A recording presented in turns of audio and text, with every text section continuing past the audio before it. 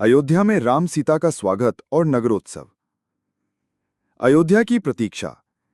मिथिला से बारात जब अयोध्या की ओर लौट रही थी, उस समय अयोध्यावासी दिन गिन गिनकर प्रतीक्षा कर रहे थे। नगर के प्रत्येक घर में दीपक सजाए गए थे, सड़कों पर पुष्प बिछाए गए थे, नन्हे बच्चे उत्साह में नृत्य कर रहे थे और स्त्रियां मंगल गीत गा रही थीं। लोग कहते, हमारे आराध्य राम अपनी अर्धांगिनी सीता को लेकर लौट रहे हैं। यह अयोध्या का सबसे शुभ दिन होगा। राजमहल में महाराज दशरथ स्वयं सब प्रबंध देख रहे थे। महलों को स्वर्ण और रत्नों से सजाया गया। तोरण द्वारों पर आम्र पल्लव और अशोक पत्रों की बंधनवारें बांधी गई। दशरथ भाव विभोर होकर कहते, आज मेरे जीवन का सबसे सुखद क्षण है। मेरे पुत्रों का विवाह हुआ और अब वे अपनी पत्नियों के साथ अयोध्या आ रहे हैं। ये तो स्वर्ग का सुख भी तुच्छ है। अयोध्या का श्रृंगार। नगर के चौक, गलियां और मंदिर सब फूलों से सजे थे। जहां जहां बारात गुजरने वाली थी, वहां की सड़कें चंदन और केसर के जल से धोई गई थी। हर घर की बालकनियों पर सुहागिनें खड़ी थी। उनके हाथों में कलश और आरती की थाल थी। वे राम सीता के दर्शन के लिए व्याकुल थीं। बारात का प्रवेश। शंख और नगाड़ों की गूंज के बीच बारात अयोध्या में प्रवेश करती है। हाथियों पर झूमते झंडे, रथों की कतार और सुसज्जित घोड़े नगर की शोभा बढ़ा रहे थे। राम और सीता स्वर्ण मंडित रथ पर बैठे थे। राम का तेज सूर्य के समान था और सीता का सौंदर्य चंद्रमा की शीतलते जैसा। प्रजा का उत्साह। नागरिकों ने सड़क किनारे खड़े होकर राम सीता पर पुष्प वृष्टि की। स्त्रियां गा उठी, आओ हमारे राम, आओ हमारी सीता, तुम्हें देखकर अयोध्या धन्य हो रही है। बच्चे जयकार करते, जय श्री राम, जय जानकी माता। महलों में स्वागत। राजमहल के द्वार पर महारानी कौसल्या, सुमित्रा और कैकई स्वयं आरती की थाल लेकर खड़ी थीं। कौसल्या ने सीता की आरती उतारी और कहा, बेटी, आज से तुम हमारी बहू ही नहीं, इस राजमहल की रानी हो। ये घर अब तुम्हारा है। सुमित्रा ने कहा, हमारा कुल तुम्हारे आने से और पवित्र हो गया। कैकई ने भी सीता को गले लगाकर आशीर्वाद दिया। गुरुओं का आशीर्वाद। ऋषि वशिष्ठ और विश्वामित्र ने राम सीता को आशीर्वाद दिया। ऋषि वशिष्ठ ने कहा, राम और सीता का ये मिलन सृष्टि के कल्याण का हेतु बनेगा।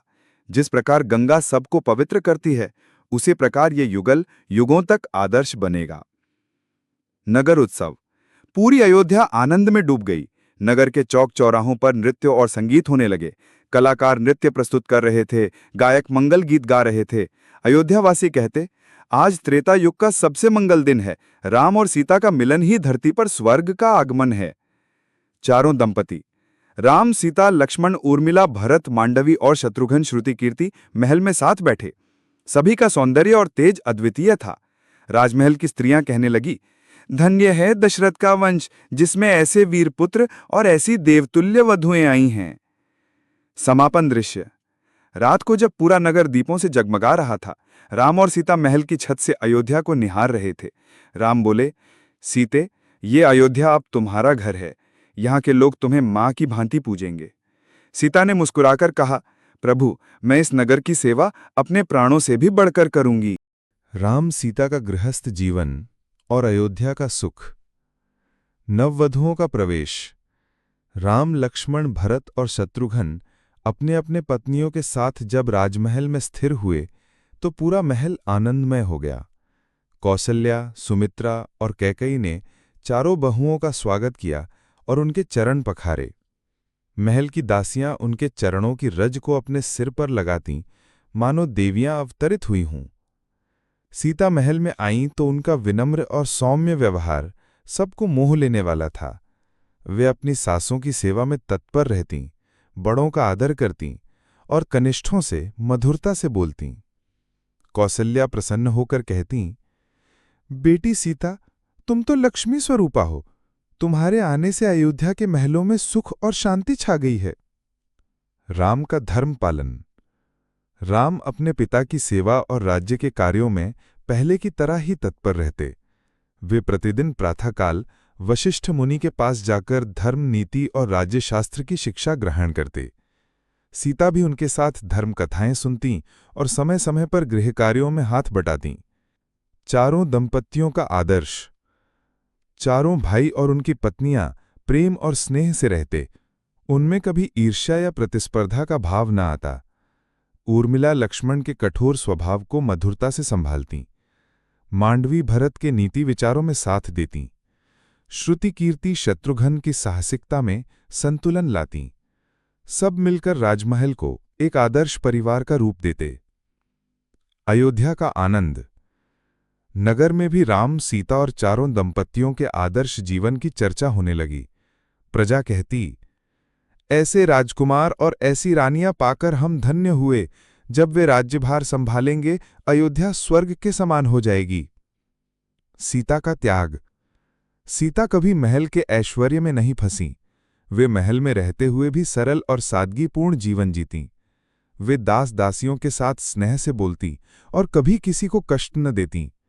जब कोई निर्धन या दुखी स्त्री महल के द्वार पर आती तो सीता स्वयं आगे बढ़कर उसकी सहायता करतीं। राम और सीता का संवाद। एक रात जब चंद्रमा की रोशनी से अयोध्या जगमगा रही थी, राम और सीता महल की बालकनी में बैठे थे। राम बोले, सीते, ये नगर, ये प्रजा और ये महल सब हमारे लिए ईश्वर का वरदान है। हमें इसका सदैव ध्यान रखना होगा। सीता ने उत्तर दिया, प्रभु, आपके साथ रहते हुए मैं केवल धर्म और सेवा को ही अपना कर्तव्य मानूंगी। यही जीवन का सच्चा सुख है। दशरथ का संतोष। राजा दशरथ प्रतिदिन अपने पुत्रों और बहुओं को देखकर संतोष का अनुभव करते।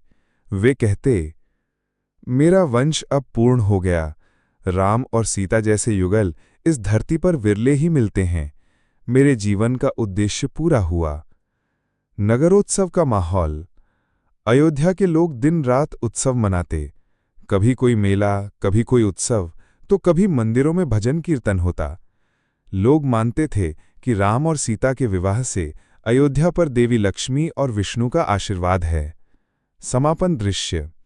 रात्रि का समय, अयोध्या दीपमालाओं से जगमगा रही थी। राम और सीता मंदिर में आरती कर रहे थे। उनके पीछे लक्ष्मण ऊर्मिला, भरत मांडवी और शत्रुघ्न श्रुति कीर्ति खड़े थे। मंदिर में गूंज उठा, जय श्री राम। बालकांड का समापन।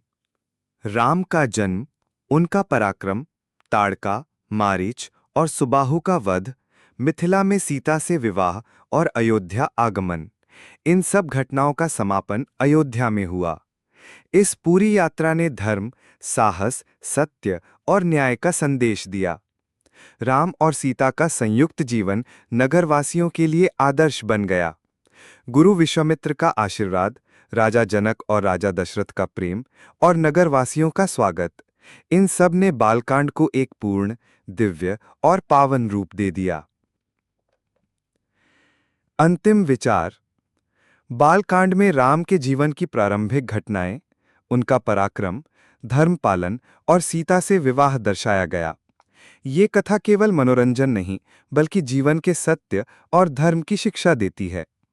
राम और सीता का ये पवित्र मिलन, अयोध्या आगमन और नगर में स्वागत हर युग के लिए प्रेरणा स्रोत है।